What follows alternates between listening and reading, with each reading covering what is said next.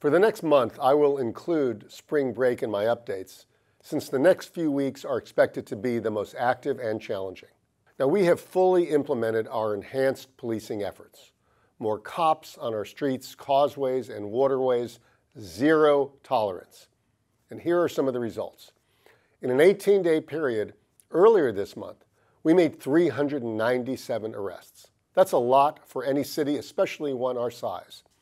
As you can see, many are for municipal ordinances like public drinking, but nearly half are for felonies. We've seized dozens of guns, often from stops of cars that triggered our license plate readers due to outstanding warrants. We've also stopped half a dozen boats for violations, and we've also made 2,400 traffic stops in the same period and closed down a scooter rental business.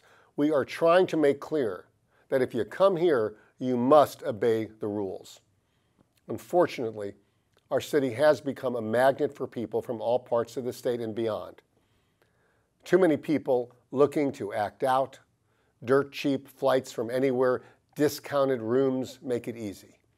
The fact that their hometowns are too cold or not as open as Florida has made us the destination of choice.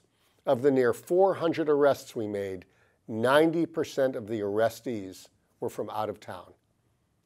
So this becomes part of the challenge. Every day, a new group of tens of thousands or more arrive here looking to let loose, believing that we don't care about the virus and that we are up for anything. How do we get the word out that this is not that place? Now, I've tried to let people know in no uncertain terms what to expect if they come here with that goal, to let them know that they should stay home or just find another destination. And we are aggressively using social media to specifically target those in key age demographics. If someone in one of those age demographics goes on travel sites today like Expedia, they will get clickbait that takes them to unmistakable messaging about our tolerance levels and the rules. The point is, as difficult as this task is, we are trying everything to get the message out. Don't come here with the goal of not following the rules. You will be arrested. I'd like to thank our cops for their efforts, as none of this is easy or frankly acceptable. And still, we are in the midst of a pandemic, which seems to have been forgotten by way too many. Since Monday, the state health department reported 79 deaths in just our county. And the numbers bear out that while we are past the holiday surge, too many people continue to get sick or worse every day. Our county's new daily infections have flattened off at a high level, and today we still have way too many sick people in our hospitals and on ventilators. And on top of that, the British variant has also found a home in our county. Infectious disease expert Dr. Eileen Marty has some thoughts about the variant. In Miami-Dade, we have detected many instances of the UK variant, which we all know is more contagious, and there's every evidence it's more dangerous as well. In addition to the UK variant, here in Miami-Dade, we also have the Brazil variant. And there is a possibility that the Brazil variant and the new UK variant can recombine and add another level of dimension and problem.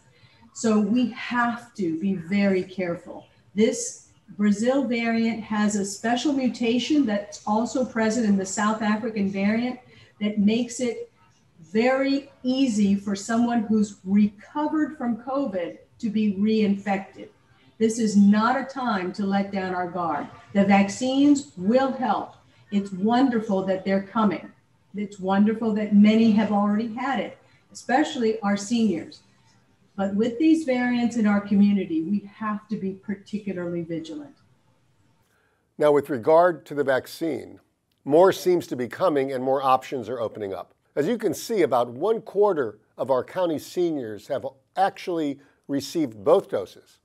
Now, we are still lagging behind other counties in the state, but we are certainly making progress. Soon, the governor will declare other population groups eligible, including, hopefully, teachers. Our city's vaccination efforts will continue as we are now providing about 1,000 shots a week. Lots is happening, candidly too much, but we will get through it. So as always, thanks for your calm, definitely your patience, and your sacrifice. So stay healthy and mostly at home.